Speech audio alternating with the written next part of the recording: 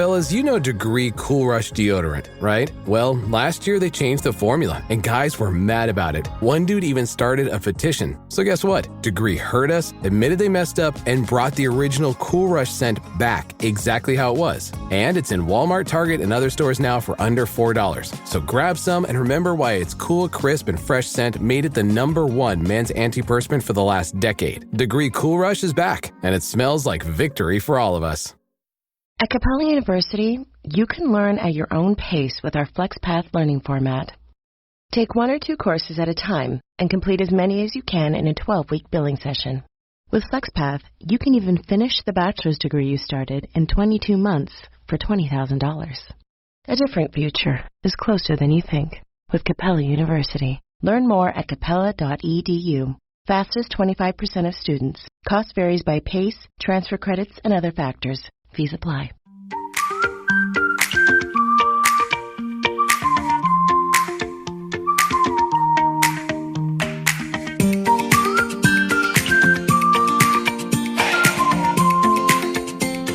And welcome back to Realistic Sustainability. I'm Mike, and this is one of those educational shorts. Well, I think it's going to be educational. We'll see. But I want to get back to some of these, and I know I haven't finished the Hawaiian trip. I still have one more day to record it, but I haven't wrote it yet. So I wanted to focus on this. And first of all, to everybody listening, I want to, in a sense, apologize. Over the last few weeks here in the United States, there's been an extreme amount of turmoil. Some of it is culture shock. Some of it is heinous. And I took a step back. I went onto TikTok and enjoyed World Talk and was watching people in Iceland making their lunch and joining a young lady who was traveling from Denmark or from Sweden to Denmark for work, and enjoyed that and spent the last few weeks just embracing the world, which means I generally missed the mess that is happening here in the United States. I know not everybody thinks it's a mess, and I think even some of those items that are going to happen may be positive, but some of them are not. So what I wanted to do is take a step back, look at some of these pieces a little more objectively, because I think emotion sometimes takes over too much, and not everything is good and not everything is bad. There's always some mix to it. And what I would like to do is see in each of these situations, each of these changes that our government is making, is there some positives to be taken from it, or are the negatives far outreaching the positives? So this week, I want to talk about what happens when the United States withdraws from the Paris Climate Accord, which we've done for the second time now. How does that affect things? The Paris Climate Agreement is just that. It's an agreement among countries to do better. You know, you always hear when I get mad, I always say, do better. This is an attempt to get some of the largest countries across the world to do better for a known risk, a shared threat to this planet, which is climate change and the buildup of carbon or the buildup of energy in our atmosphere. There's a lot of different pieces to this. So, for example, part of the environmental impact is increased emissions. The United States will temporarily, and I want to say that as loud as I can, temporarily increase the emissions. So for an example, you may have a tractor or an automaker or a manufacturer of airplanes who was planning to decommission a certain model because they weren't going to meet the emission standards. That model may last another couple of years. Now, in the United States, in our democracy, we have a constitution that states that our presidents are 2 terms max. So unless someone comes in with the same kind of aggressiveness, this will all change in 4 years. That's one thing about the United States. Nothing is permanent. Everything is temporary. So you would see in the United States an increase of emissions for manufacturers who are doing it wrong, doing it more costly, and do not have that social interest aspect to their business. They will likely not spend the money they would have in the next 4 years to make their plants more modernized, to put in the correct equipment to reduce the amount of greenhouse gases emitted. And the United States is already the second largest emitter and responsible for about 14 to 15% of global emissions. So that isn't going to get, it might get slightly worse, but for only a shorter period of time. Quite often, people then see the problems with it, the damage it does, and they vote the other way. And the next person usually clamps down on that quite a bit and tries to make up for those last 4 years. That didn't happen recently with the gentleman between current President Trump, but in most cases, that does happen. Obviously, this affects global warming and it causes even more energy to be put up into our atmosphere, making it much harder to keep climate under control and to be able to manage warming in places. There will likely be some places that will become uninhabitable at some point. Even as technology gets better, at some point, it won't be able to manage keeping people alive in certain places. One of the bigger problems in the United States, because being a capitalist nation, quite often, unfortunately, a lot of people think of money before they think of people. Well, market uncertainty. When you have climate issues, you have supply chain problems, you have energy crises. Right now, you're going to see a slow in the investment of all renewable energy in the United States, which will put us further behind.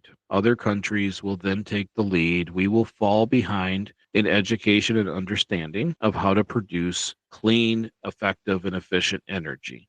We will continue to burn things instead of getting more bang for our buck, and it will put the United States behind, creating market uncertainty. Businesses will not only have to deal with that in 4 years for regulations, but they will be operating in a more costly structure, which makes them less competitive, which means they have to make that up somewhere else.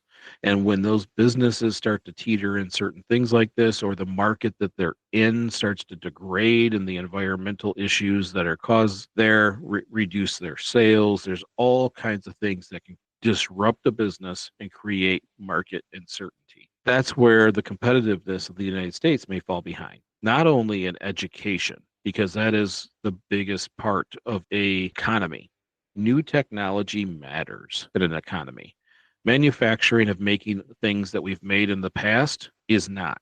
Yes, it produces income, and yes, it puts some money in the system, but it's always that new market, those new companies, those, I forgot what they always call them. They're the market disruptors. When they come from the United States, the impact is massive. The Googles, the Amazons, all of these market disruptors, we will not be as competitive. We will not have a knowledge base for green energies. We will always use the older stuff, the more expensive stuff, the dirtier stuff, and the harder stuff to get rid of. It will always be a negative to our corporations. And unless they make that change quicker, they will fall behind the rest of the world. Another piece that happens with the United States withdrawal is we lose leadership. Now, it is the Paris Climate Accord, which France led this action. But the United States, being a large country, is always at the forefront of these kinds of things. And when we step aside, what that does is it abandons the rest of the world, but it opens the door for other countries to become the leaders in rational thinking. When we step aside, we are no longer in a leadership role. We are in an isolationist role. And that is not good for the country or our standing globally. That disrupts international relationships.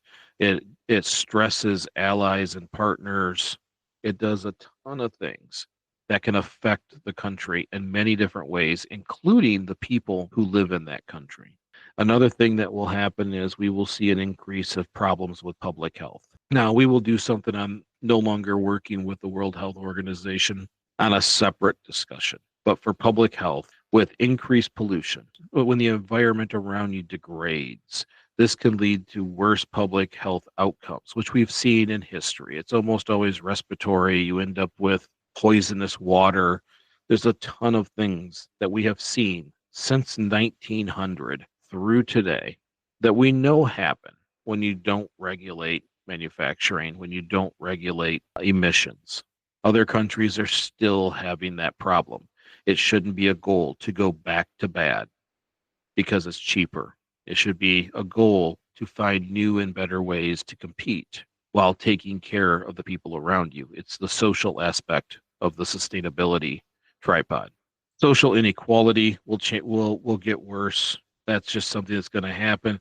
We may see state and local action with the absence of federal. In the United States, we are just that.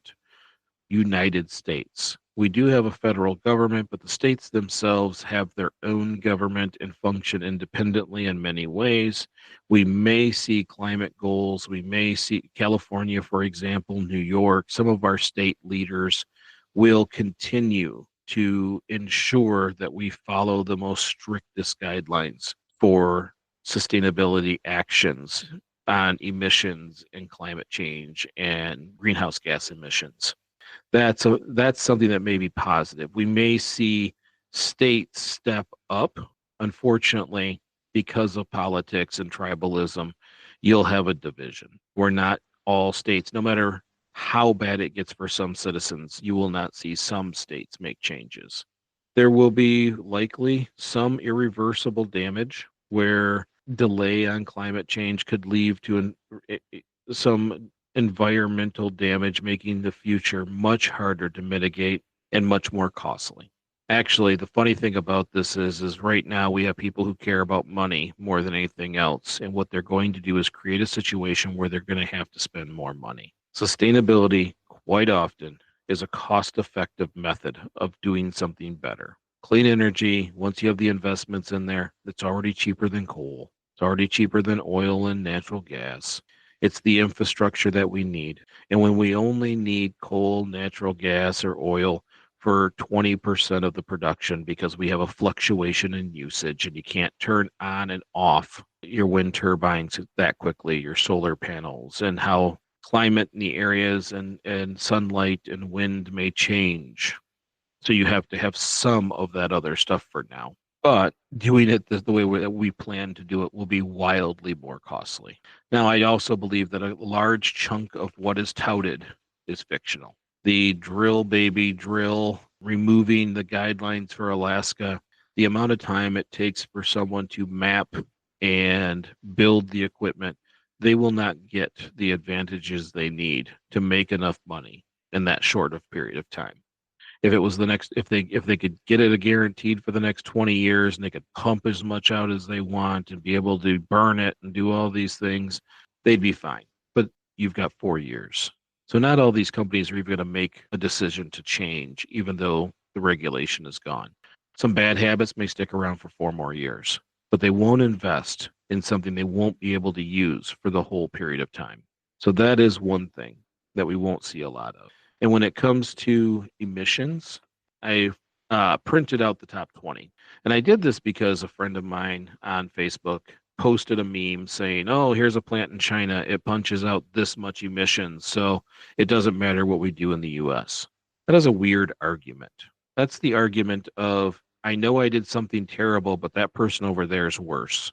That makes you both bad. No one's good in that conversation. Just because you found a place that doesn't resolve emissions in a country that leads the world at 30% of global CO2 emissions doesn't mean that we don't try to get better. So that's why I looked this up, because of that statement. And it was just a really weird thing to say. There's no value in that. But China, number one in global emissions at 30%. As I said earlier, United States, 14 to 15%. India at 7%. Russia at 5%. Japan at 3%. Germany at 2%, Iran 2%, and everybody else is under 2%. So really, there's a small chunk of countries, and really, if the United States and China just got our acts together, we could really make massive changes and differences. So, do I think that the United States should not invest in the Paris Agreement? Absolutely not. I think they should. That is a place where the United States can show leadership skills, help guide other countries to a more positive future, and show not only the world, but the American citizens that they care about the future of the place where their kids are going to grow up. It doesn't matter how much money you put in. It doesn't matter if it fits an ideology or not. We all have one place to live. We're all curated for this space. There is no better place. The billionaires building rockets and going off to visit. I'm a space nerd. I love the idea. I love exploration, but there's only one place to live. Any other place would be miserable at this point that we could get to. Space would be miserable. So we might as well do everything in our power to make sure home is home and that we treat it right. Thank you so much for listening. If you like this episode, share it with a friend or on social media.